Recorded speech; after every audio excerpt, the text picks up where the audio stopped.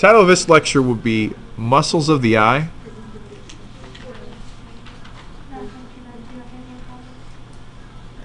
and the Retina. Now, you may recall hearing the word retina with regard to mobile devices or retinal scans. Like your retina, the part of the back of your eye that actually allows you to see, is as unique as your fingerprint. There's no two people that have the same retina, with like how the blood vessels go in there and so on and so forth. So everyone's is slightly different. And also with like mobile devices, Apple came out with a while ago the Retina display, which means this, that the pixels are so close together that the retina of the human eye cannot detect individual pixels anymore, that it all looks continuous. So that's where retina you may have heard before. Let's start with the muscles. We're going to look at the anterior eye here and just label a few parts for review. That's a little too small. A few parts for review. What's the hole in the middle called? Pupil. Okay. And this, what was supposed to be a colored part around it, is called the iris, which is also a muscle. The white part of the eye is called the sclera. Now we're looking here at a very simplified version of this, and we're also looking at the anterior view. Okay, these muscles I'm going to draw on here are actually rather lengthy, and they go pretty far back. We have one on the top here looking like a mohawk. If I were able to turn this to the side, you'd see this muscle probably goes back 5 to 8 centimeters and tethers to the back of the orbit there. We've got one here on the bottom too, because we need to be able to move the eye in every direction so that we can see what we're looking at. So it stands to reason we would have muscles on each of the sides of the eye to try to make that happen. These muscles are all straight.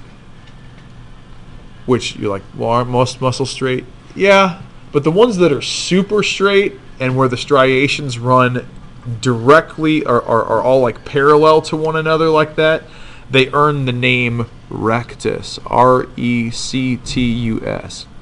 Rectus is, I believe it's Latin. It just means straight. Could be Greek too, but you know, 90% of the time these words are going to be Latin as opposed to Greek.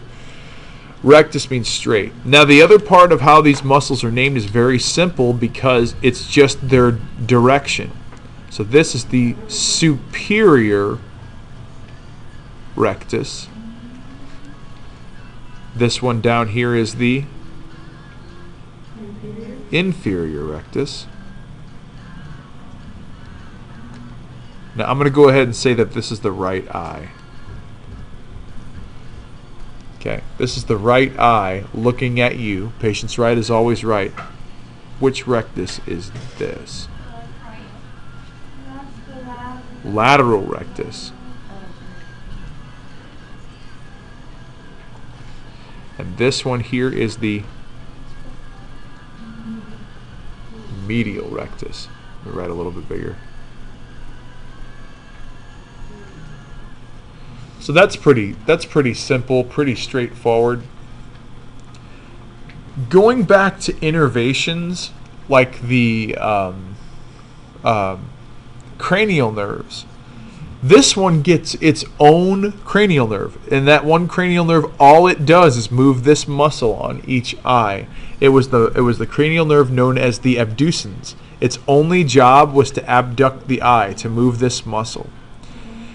The rest of these muscles, including the intrinsic muscles inside the eye, are all operated by cranial nerve number 3, known as the what? Oculomotor. Right.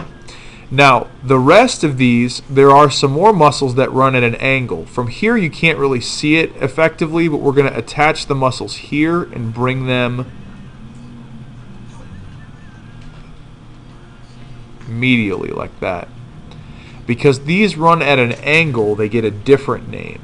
Okay, you can't see it from here, but they run at an angle. This is called the inferior oblique. Oblique because it runs at an angle, like your oblique muscles of your abdomen on the side run at an angle downward, and the ones underneath them run at an angle upward. Okay, there's one more here at the top, and this one does an even weirder thing. It comes across like this. It loops around, goes around this little loopy thing that's attached to the inside of the eye socket, and then goes back that way. Oh, yeah, sorry. So there's this little hook type deal that's stuck on the inside of the eye socket. This muscle wraps around that hook like a pulley and goes back that way. Okay? Because of that, the word for pulley is the word trochlea. And because it's this cranial nerve innervates this muscle and only this muscle, it's called the trochlear nerve. So it operates this. So you have 3 cranial nerves that are dedicated to just the movement of the eye, because you need your eyes to be able to move very quickly and very accurately to see what it is that you need to see. And then, of course, there's cranial nerve number 2, which was what? Starts with an O. It does start with an O. Wait, optic? The optic nerve. Right, because it's the one that actually that processes the vision, that allows us to see what it is that we're trying to see. Okay? Now, with that being said, let's talk about that for a moment. Wait, Mr. Holly, what was that thing called? Which one? Oh, you're right. I didn't label it. Holy smokes. Okay, this thing right here, logically class, what would this one be called? That's the nerve. The nerve is called the trochlear nerve that innervates it. It is the superior oblique.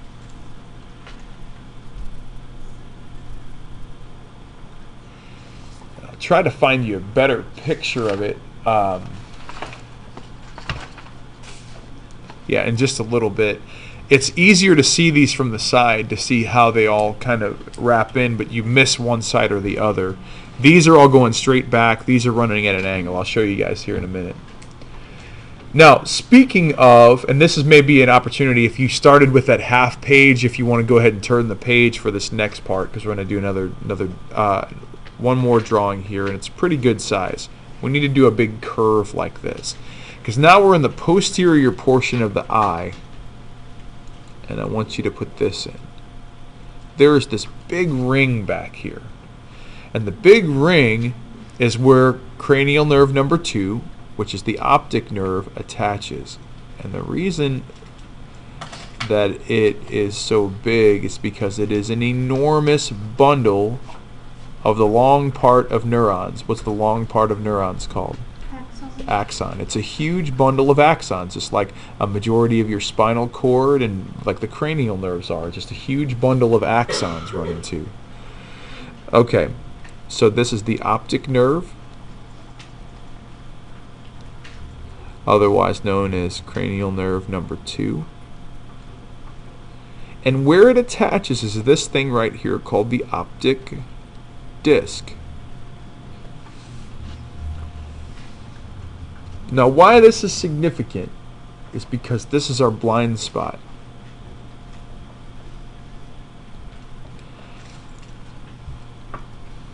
Now, I'd like for you to try this. We're going to take this little space here and we're going to set up a little test for our eyes. Put a little plus here. And about this far away from it, I want you to draw a dot about like that. Okay? We're going to test our blind spot of our eye, and we're going to find it if you haven't yet. Okay? Once you've drawn that, I want you to cover your left eye. And I want you to stare at the plus with your right eye. Get really close to it, and then while you're right over the top of it, and then slowly back away. At about this distance, pretty close to the length of my pen, that dot goes away. It disappears altogether. Okay? They both go away if I focus too hard. Oh. Uh-oh. All right. Okay. Now you can do the opposite too. Okay? If you close your right eye or cover your right eye, stare at the dot, the plus will disappear. Okay?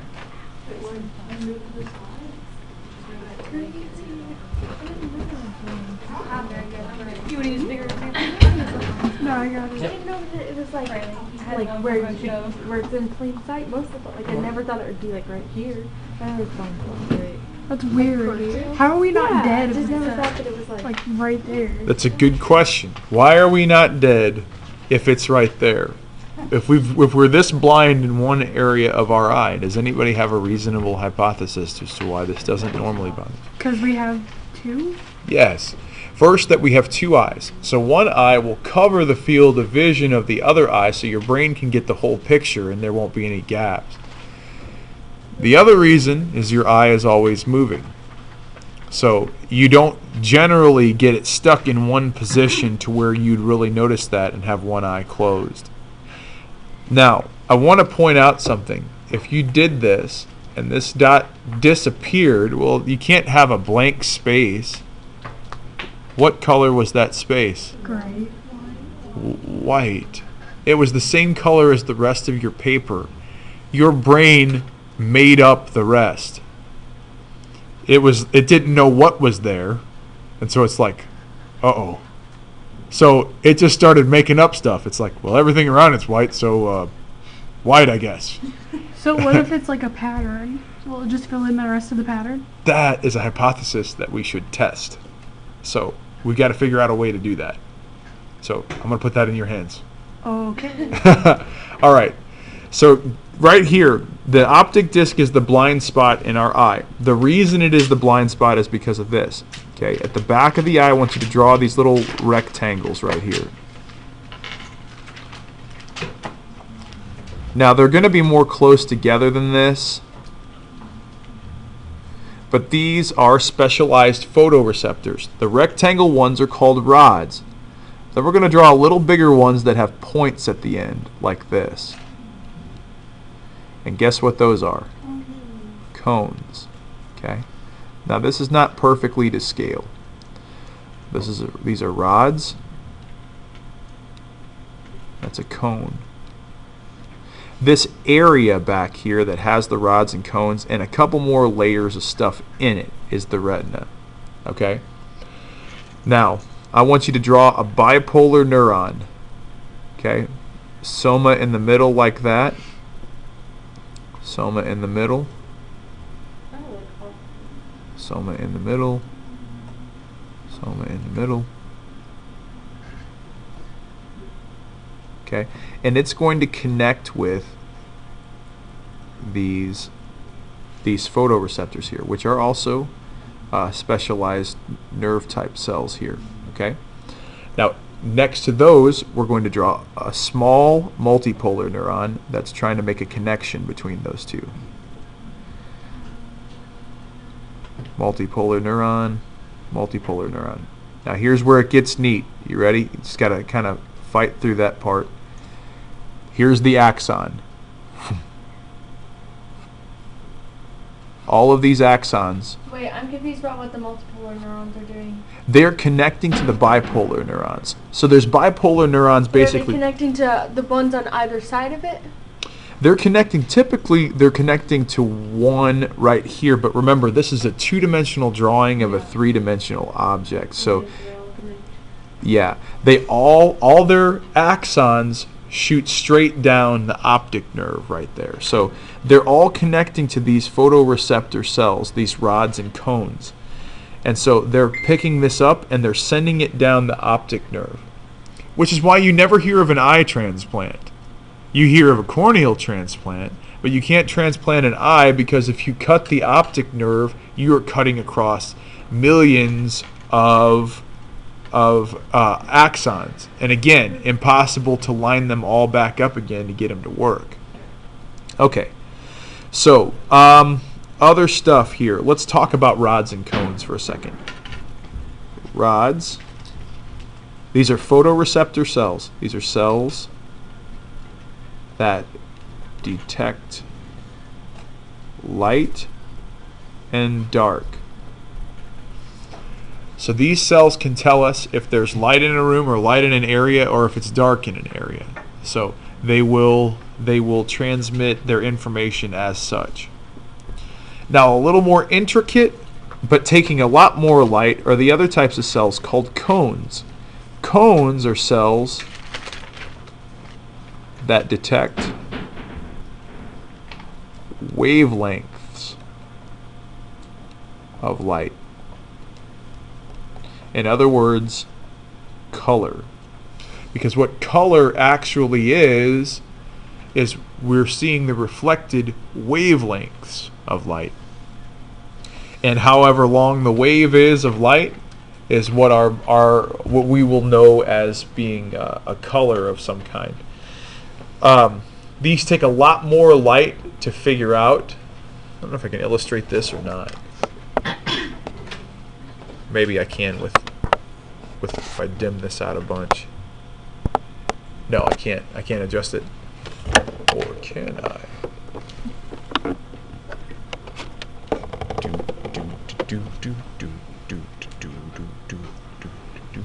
Okay.